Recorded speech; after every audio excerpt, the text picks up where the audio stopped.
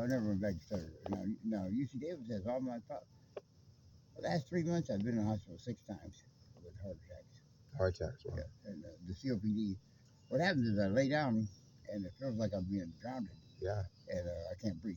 And So do you have COP? yeah, You do. COPD. I have a friend whose partner, his husband congestive has heart COP. failure. I'm AFib. I'm always in AFib. Right? If I go to the hospital right now, they'll put me in the hospital because they put me on a monitor and I'm AFib. So how? I mean, and I see you walking around at night with no jacket on and no socks on, and how are you surviving?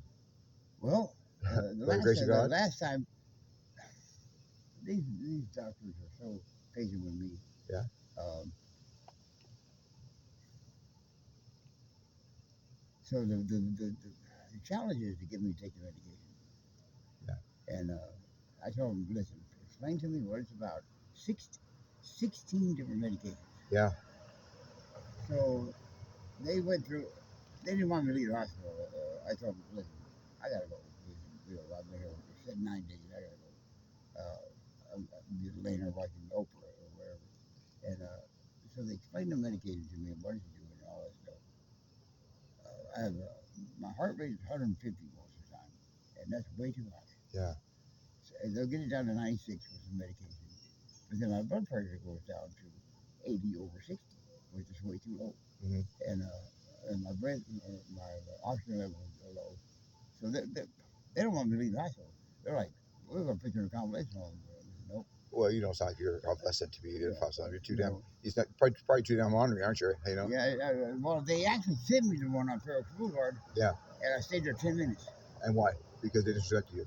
No, I walked in this room, like a little narrow room, about half the size of the hospital. Yeah. 3 beds. One guy's got a diaper on. Yeah. Obviously, he sold it.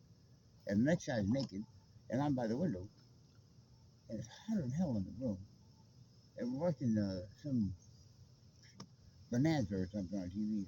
I said, and you couldn't leave. It was one of those places you can't leave. Yeah. Once you're in there, you can't leave. I said, no, this ain't gonna work for me. You're not convalescent. You're somebody who still has a lot of years in his life. Yeah. I hear that. Though. Well, make sure you get socks on real quick so you don't get those socks on so you release your tire. I'm trying to let my feet out a little bit. Yeah, because my foot, like I said, there's a lot of guys that have foot problems out here too. But that makes a lot of sense though, because you're not what they term as elderly isn't you. You know what I mean? You're too damn ornery. I'm very mobile, and my doctor even told me. She said, for a man your age and the health problems you have, you're amazingly fit. Well, how old are you? 76. Not bad. Okay, I get that. And she said, you're amazingly fit. She said, I'm impressed. Where are you from? Texas. Huh? And then, how long have you been in California? Well, let's see. 68. Oh, okay, so a while. Yeah. Before I was born in 72, so I was raised here in Sacramento, Elk Grove. So, what'd you do for a living? Start driving? Oh my God! You name it, a little bit of everything, huh? You name it, I've done it. Yeah, that sounds good. Well, I left my dad died when I was 14. Yeah. And they sent me to live with my uncle because my mom kind of brought off the rocker.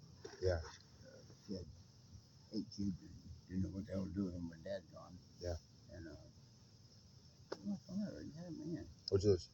My lighter. I thought I just had it in my hand. Oh, I might have one extra one in my pocket. There you go. I had it in my hand. But so they sent me to live with my uncle. He beat the hell out of me every day for just no reason. Yeah. And so I left home at 14. Wow. And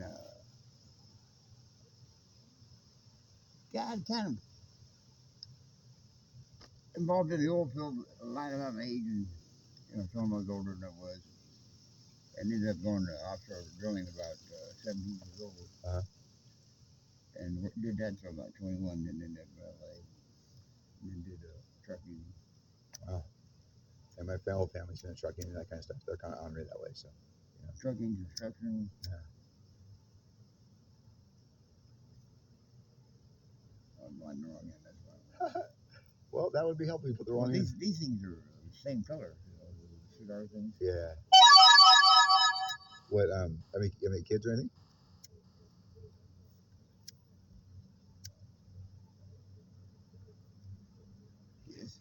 Three children. Oh wow.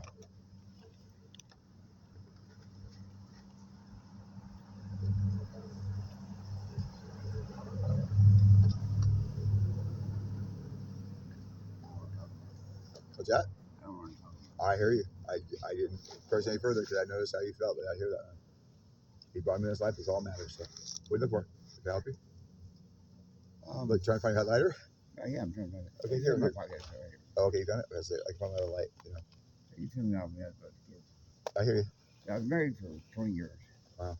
I owned a home in Rentsville over 15. Uh-huh. Paid mortgage on a home for 15 years. Yeah. At 49 years old, my wife decided she's a lesbian. Oh. And she announced at the dinner table one night, Faith, you gotta do the dishes a little bit better, or leaving some food particles on it, or whatever. Dawson, you gotta mow the yard a little bit better. And by the way, I now prefer women over men. Your dad's gotta move out. Mm-hmm. We all looked at her like, what the fuck are you talking about, you know? And my daughter said, Mom, that's not funny. And my son said, Mom, that's sick. And the little guy is 8 years old. He said, Mom, Dad and I just planted tomatoes. It's going to take 8 weeks for him to get ripe. So he can't move out. Yeah. And he's cool, dude. He's still funny. cool. Yeah. But they followed their sister. So I've said some things. Probably shouldn't have said. Yeah, but if you're prepared for that stuff, you would probably be more prepared to what you said, though. Kind of something that So, you know. my daughter's not talking to me in 8 years. Yeah. And the boys followed her.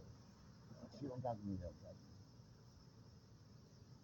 So you know how I came home was 2023 April. I came home and my wife and I ride die. We were married 30 years. We've been married 30 years last 25th of June, of June. And I came home in April from grocery shopping, and she either had a problem. I don't know what. To be honest with you, I can't know to this day. But just basically just ruined my life and filed false domestic violence allegation against me. And I was born and raised in Elk Grove, and I was always telling the truth. And I lost everything, all my resources, and I'm telling you, it's like I broke up from the freaking Twilight Zone, you know. And I kind of at that moment just said, "This isn't real." And I went through a divorce. I'm not even sure I'm involved in. I, you know, my youngest son's 29. He's a comedian in New York. I haven't talked to him since he was 18 because my wife's sister kind of corrupted him. And then my oldest one is about 37. He's my stepson. He's my wife's son, and I preferred that he support her versus me because I still love my wife, and you know this doesn't like her. So yeah, I pretty much lost everybody, you know, and so I feel you so much. And honestly, why it hasn't pushed me to the edge, I have no freaking idea, you know, because it made. I mean, I sold 3.5 acres in Elk Grove. That's where I had all my fruit trees, my olive trees, my memories, you know, just everything. It was a safe place. And I've been out on the streets ever since then, but I've been doing ministry and service to others and kind of seeing the shit that the politics are doing. And they do every program to see how it's not working right, you know. And then see these young kids been on the streets since they're 11 and 12 just break my heart, you know. And it's been a journey, you know. I'm convinced God is either a woman or a crackhead, and the one that I don't like because there's some tricks that you know. But I called off out there at Roseville Road. I was able to hold off the sweeps for about 6 months until every time I turned around and left, they came in and did shit, right? Yeah. I filed investigations against. They've had me arrested for shit that I wasn't doing, right? I get in jail, then I go to jail. Every young man tells me a story about the DA, you know. Every place that God puts me is for a reason, but it hurts, you know. And but this DA is dumbass, you know, and these sweeps are domestic abuse, you know, and they're trauma. And just like that, the mayor, who thinks that he's going to be a better mayor, and yet tells everybody they can't be in front of the city hall. You know, well, There's people over there. that's about, and you're going to arrest them. That's about as bullshit as anything else, you know. And my family came from Oklahoma during the Depression. You know, they're Okies. You call it, you know, Okies. Everybody, you know, this country. I tell people, if you think you're special for being a race, wait till you eat government cheese. When you eat government cheese, you probably have the same values, you know, because once you've been poor and you figure things, you know what your true values are, you know. And I'm telling you, sometimes what we have right now is not value fatherhood or being a boy, you know. What hardest for me was what I had when my wife did that. Yeah. Was what I worked for. Yeah. For so long. Everything. I had my own little company. I had a handyman. I had 5 trucks. Yeah. 4 guys working for me. I had a new car. My wife had a new car. We had a nice house. Kids had everything we wanted. I was, God, I was making money. Yeah. And I fell apart. I bet. Because it hits you. So, I started drinking and I haven't Yeah. stopped. I haven't stopped since. so I don't know if you agree with me. This is what I tell people: men, you hit us, we're okay, right? But you go to our core, our emotions.